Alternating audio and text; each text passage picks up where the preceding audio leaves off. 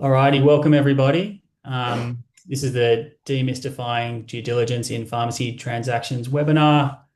My name's Will Brown. I'm one of the pharmacy brokers with AP Group. I work mainly in Vic and Tas. And I'm joined today by Peter Warren, who's the Director of Health Services at Rose Partners. Pete is an expert in pharmacy due diligence and he does valuations as well. He's done hundreds, maybe thousands of both. Very knowledgeable, and yeah, a complete expert in this topic. So the perfect person to have alongside me today. Really appreciate him joining in. Um, Before we get started, I would like to acknowledge the traditional owners of the lands on which we record today. We pay our respects to elders past and present. At the end of the webinar, we will be taking some time to answer any questions you might have. So if you do have a question, please select the Q&A option at the bottom of the screen, and you can put your questions through there, and we'll try to get to them at the end of the webinar. All right, let's get into the agenda. So I'll be covering the first few slides, and I'll just be doing a pretty basic introduction to due diligence and how it relates to pharmacy transactions. Very general overview, introductory, and then I'll hand over to Pete, who will talk a bit more in detail from his perspective, his expert perspective as someone who actually conducts due diligence on behalf of purchasers.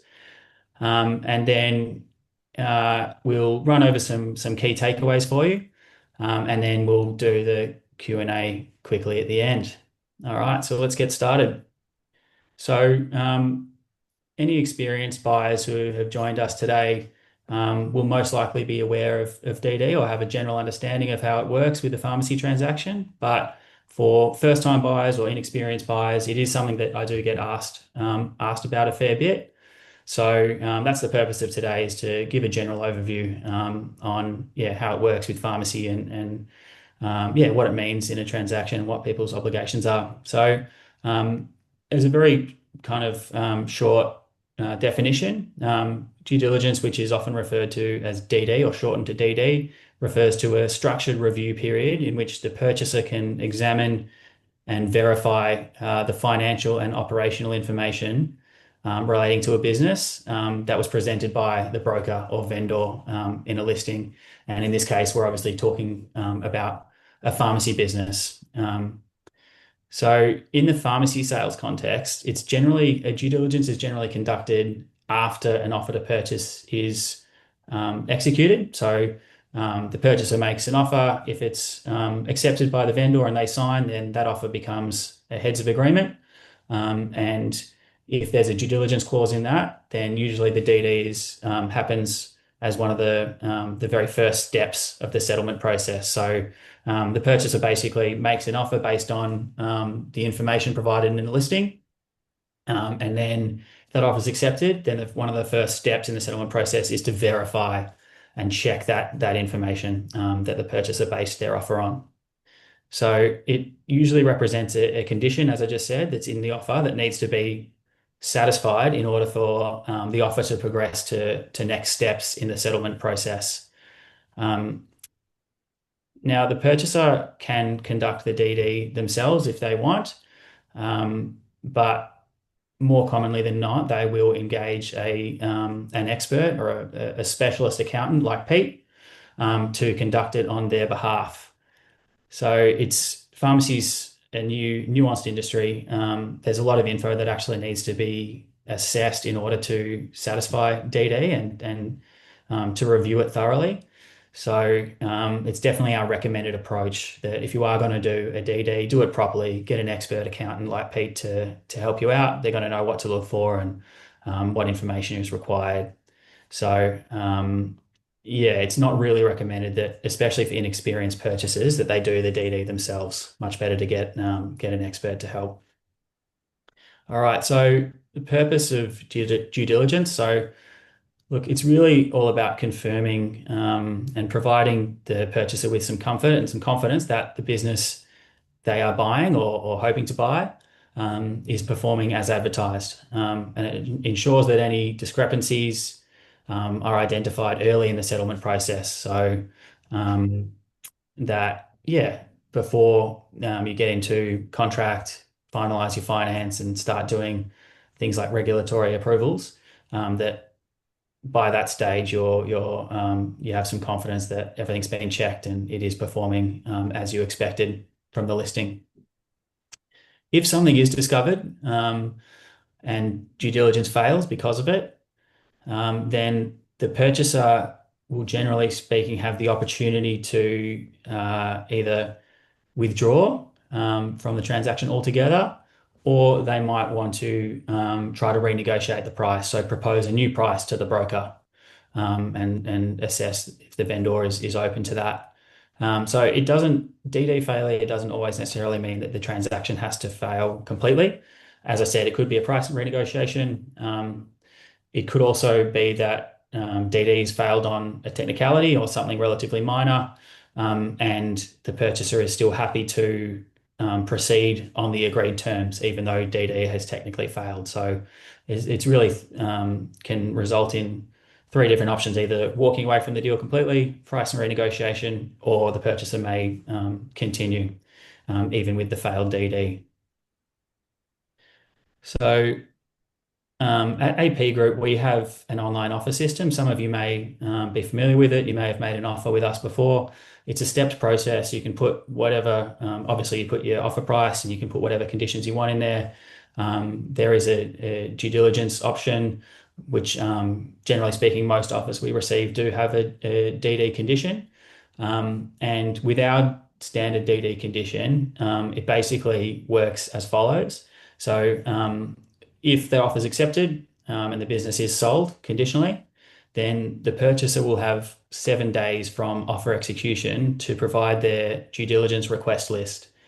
Now, this list basically just outlines the information that the purchaser or their accountant will need in order to assess the business and get that tick of approval for DD. So once that request list has been provided to the broker or the vendor, then the vendor has 10 days to gather all that information and make any notes or comments on anything that's not available or not applicable. But generally speaking, they'll want to provide as much of that information as possible. So they've got 10 days to do that. Then once that information is supplied to the purchaser, that's when the DD review period begins. So that's when the purchaser or their accountant gets to review the information, ask any questions, and then ultimately at the end of the review period, it's the due diligence is going to be passed or it's going to fail. And the review period with our offer, you can either select 7 days, 14 days, or 21 days as the review period duration. All right, so why is DD important? So most pharmacies in Australia are valued on the FME cap rate method, which essentially means that it's all about the profitability of the pharmacies. How much money is the pharmacy making in very general terms? So if the profitability is misrepresented, or if it changes from when the listing was presented to when the DD is conducted, then the purchase price can be artificially high.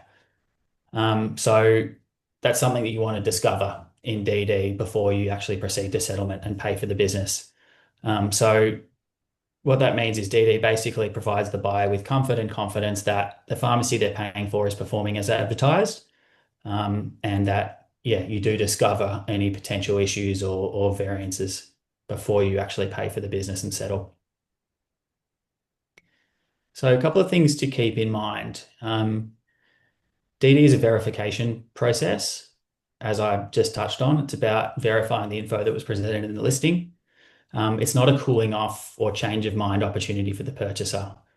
So as the purchaser, you want to make sure you've reviewed the business really carefully before you make an offer. Because if DD proves that the business is as the vendor or the agent presented in the listing, then you're generally not going to have grounds to withdraw from the transaction or to renegotiate. It's only really if something material is discovered and DD fails that you might have the grounds to either walk away or try to renegotiate with the vendor. So it's important to keep in mind it's not a change of mind opportunity. And just another note, more often than not, due diligence will or should be a part of your offer because it will be necessary and it will be recommended. But there are some occasions where due diligence may not need to be a part of the transaction. For example, if you're buying an approval number or you're buying a low value, relatively inexpensive pharmacy, um, and maybe you want to improve your offer or improve the likelihood of the vendor accepting, you may decide to not have a due diligence condition. But generally speaking, it is recommended to have one, and it just becomes more important when the pharmacy is high value, and it's probably even more important when if you're an inexperienced buyer as well, just to have that extra, I guess, support, and yeah, peace of mind to have that in your offer. Okay, so I'll hand over to Pete now. Pete's going to talk in a bit more detail about how DD is carried out, and yeah, give us some insights from the expert opinion of someone who actually carries out the DD on behalf of buyers. Hand over to you, Pete. Thanks, Will. Appreciate the introduction. Hello to everyone. Let's go move into slide 1. There we go. Effectively, the role that the person carrying out the DD performs is, we'll mention it a little bit further up, is around the FME. FME at the end of the day is what we consider to be future maintainable earnings, and it's the principal reflection of the pharmacist's expected future performance. So our job is to make sure that we perform enough or rigorous, let's say, review of the internal documents to provide the purchaser with the confidence that the asset they're buying will be the asset that they start running once they take over. That's the core principle of performing the due diligence process. During that process, in the event that we find things that, let's say, we consider to be of material nature or of, we don't quite understand them, then, our role and what we try to do is communicate with the vendor or the broker, depending on which one we've been requested to do, as early as possible. Engage them in the process. Engage in respectful communication between both parties, and by doing that, we find that the vendors knowledgeable throughout the process, is understanding where we're sitting, and also it prevents, last minute surprises if we just turn around and said, "I'm sorry, but the DD process has hit some hurdles and it's going to fail." So we find it's important, and what it does, it also helps with the progress of the document and the successful outcome in most cases. When we're looking at the process, for a DD to fail, there has to be a material error or misallocation, or a trigger, what we call them. So as an example of that, we might find that there's some, human error, misallocation of income. If that misallocation of income is material in nature, in other words, it reduces that FME value that we consider to be material, then technically that will trigger some unfavourable results for that particular DD. Other things that may cause some grief is if there's a supply invoice missing or misallocated, inconsistency in accounting. In other words, you go from one period on a cash and then also you change to accrual without any proper adjustments. And on occasions, we might find where a contract is in play, like a nursing home contract, that we consider that won't continue. And that could be a trigger. If it wasn't disclosed up front, then that could be a trigger that also, unfortunately may cause the document or the process to fail. We'll go to slide 2. Okay, so to make sure let's say we carry out a successful process, we don't make any excuses here.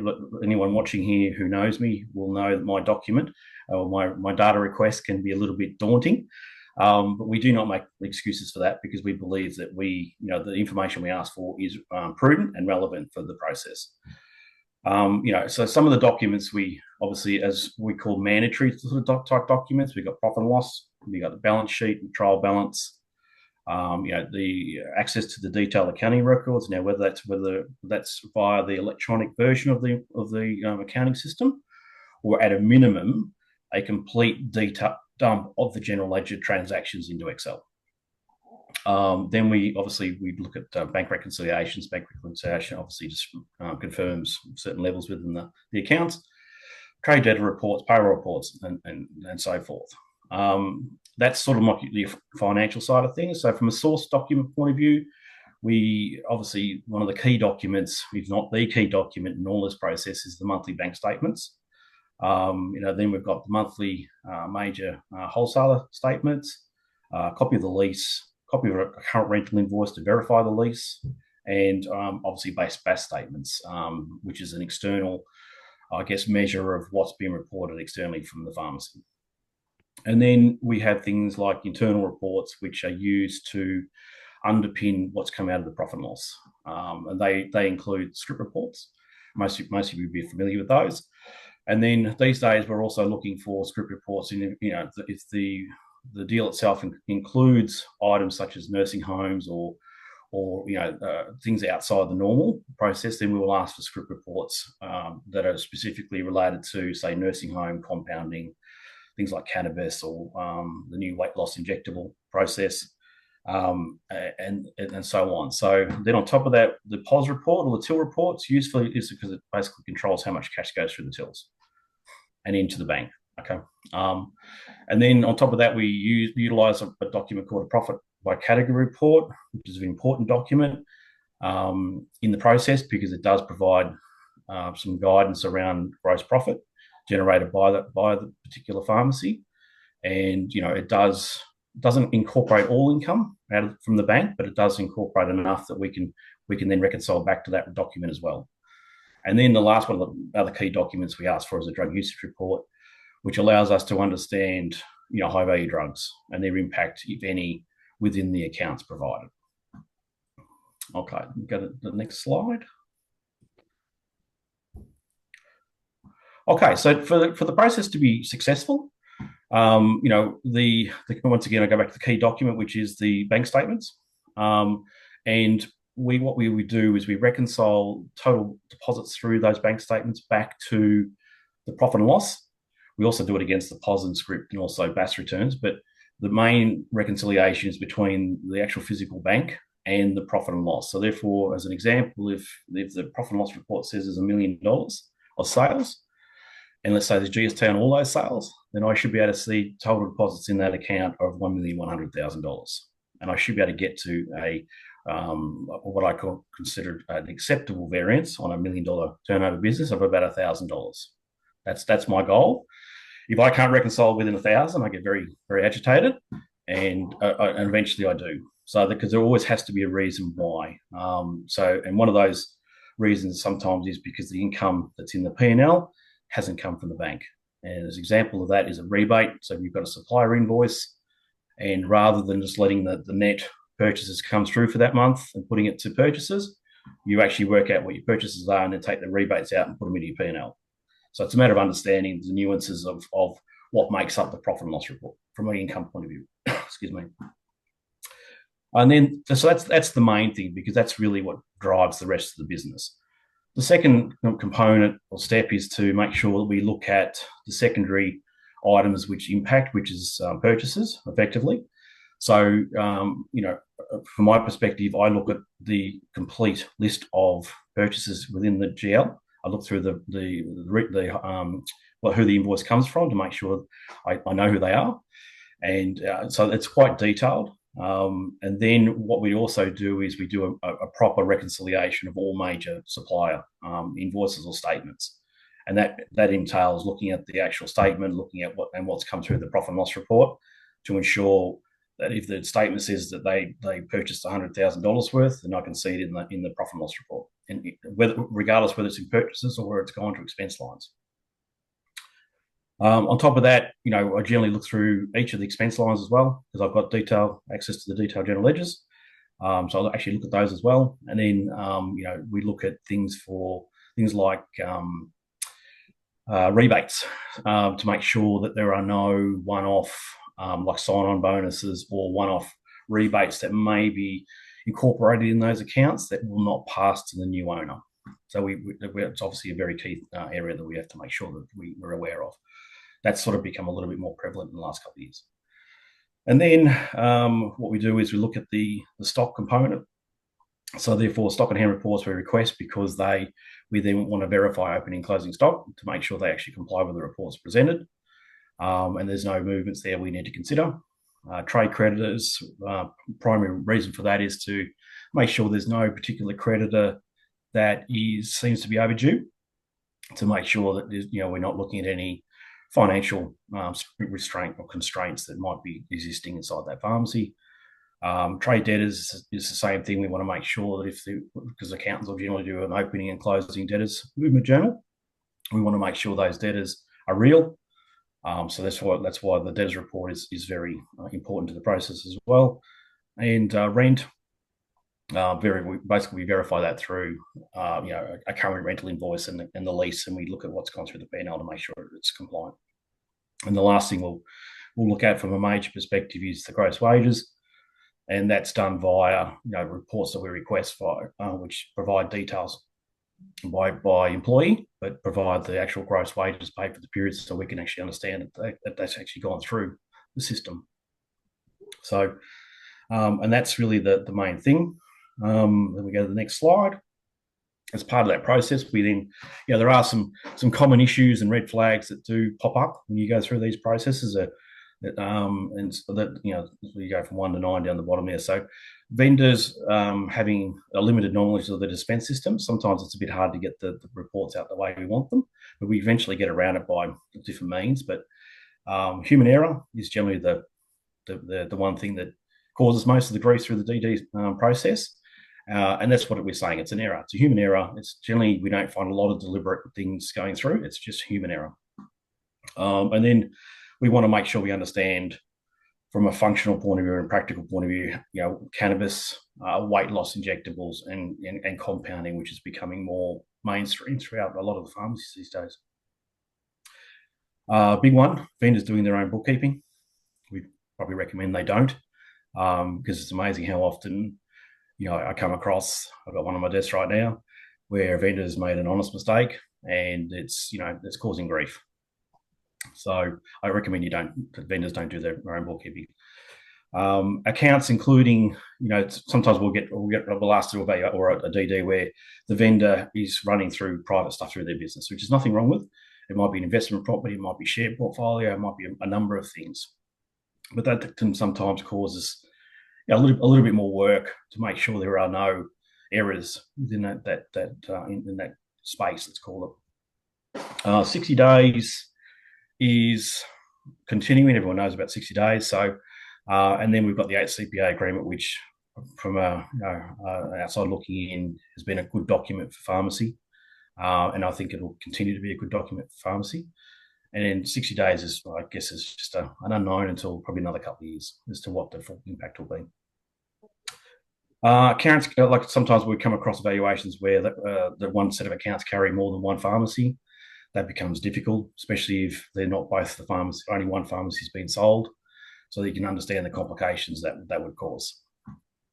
And then the red flag side of things is, inconsistency in the information supplied. So, and that means that when we're looking at all of those documents that I mentioned a bit earlier, if they don't support what I'm looking at on the P&L and consistently, or they're not inconsistent the way they should be, then technically, that sort of raises some red flags, and there might be there would be a lot more intense investigation around why that's occurring. And in the last one, which does happen, where a vendor suggests that they're not willing to provide the level of detail we've requested, i.e. general ledgers, minimum, fail on DD. And in those cases, what we try to get around that by providing them with some private assurances that information will remain private and confidential. And I'll hand back to you, Will. Thanks, Pete. Before we get to some of your questions, I'll just quickly run over the key takeaways from today. So As I touched on earlier, it's not a change of mind clause, it's a verification clause. So it's about verifying what was presented to you when you decided to proceed with an offer.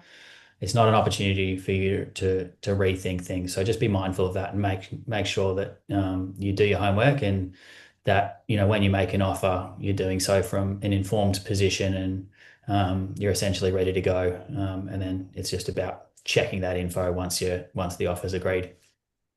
Um, Make sure you're aware of the DD clause that's in your offer and what your obligations are.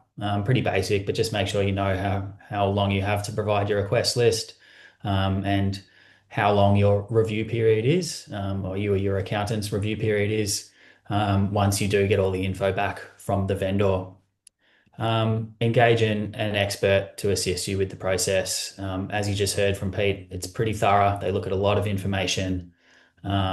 It can get pretty complex in certain areas. So, engaging an expert like Pete, who knows what they're doing, knows what to look for, is pretty essential. We don't really recommend that purchasers do the DD by themselves. And lastly, I touched on this really early. If DD does fail for whatever reason, it doesn't necessarily mean that the whole transaction has to fail. Um, Sometimes the purchaser might just want to go ahead on the agreed terms if it failed on a technicality or whatever reason. Other times they may want to try to renegotiate and present a revised offer. Or yeah, the third option is walking away, but it doesn't necessarily mean that the parties have to walk away if DD fails. All right. So before we wrap up, we'll answer some of your questions. We had quite a few questions come through. We won't be able to get to all of them, but we'll try and answer a couple quickly. Pete, I'll throw some of these to you. In your experience, Pete, how often do you think DD fails? Like, what's the rough percentage in your experience? Look, I mean, it fluctuates. I think let's say if I had to give an answer, it'd be 50-50 at the moment. Yeah. Okay. Wow. That Yeah. common. Hmm. That's not what I want to hear as a broker. No, no, it's not. But I mean, like I said, a lot of that sometimes is because of simple errors, Yeah. just really simple errors that unfortunately cause some grief through the process.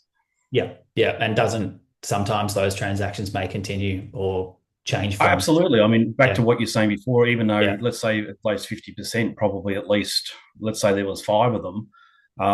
Let's say probably three of them continue, the other two fell over. That's probably the ratio because, like I said, you've got that opportunity to go back and look what it's done to the FME, and then if both parties are acceptable to a change in value, then it's up to them. I don't get involved in that, but then they can come back to a new agreement and move on. makes sense. How do you assess pharmacies with a lot of specialized slash high cost drugs? Is that something you have to look pretty closely at? Yeah, I mean, look, it's probably more difficult from a valuation point of view, from a DD point of view, because like obviously the DD document is very technical, so therefore it's black and white. Did the income come in? Yes. Yeah, Is the income contracted? Yes. And then from that point on, it becomes a risk factor for the purchaser. They need to understand that at some point, there might be a dilution of that particular, a volume of activity in that pharmacy because some the pharmacy next door takes that component on as well. Um, but from a valuation point of view, it does become harder because it's a matter of understanding what factor you put on there or what rate of return you're going to put on there. So, and generally, if you're doing cannabis, you're going to get a higher cap rate than you are on their standard business.